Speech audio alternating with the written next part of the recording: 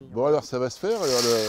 Toute cette histoire commence avec une grille qui racle et un abri de jardin qui rouille lentement depuis 50 ans.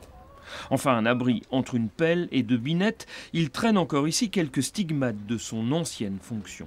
L'anneau qui servait en cas de panne pour descendre les gens par la trappe que vous avez là.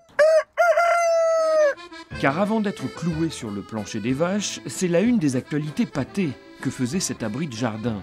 L'une des deux cabines, en fait, dans les années 1930, du téléphérique le plus puissant du monde, avec une portée de 1600 mètres sans le moindre pylône. C'était une fierté même plus que ça, nationale, on en parlait partout. À l'époque, Aix-les-Bains est un petit peu ce qui est devenu Saint-Tropez après. C'est le lieu de rencontre de tous les people de France, voire d'Europe. De Saint-Tropez au Poulailler, il n'y avait qu'un pas à la fin des années 1960.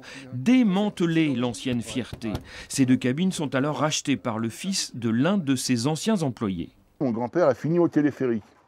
Donc peut-être qu'il a jugé que c'était un côté un peu sentimental, familial. Donc c'est pour ça qu'il a voulu racheter les cabines, quoi.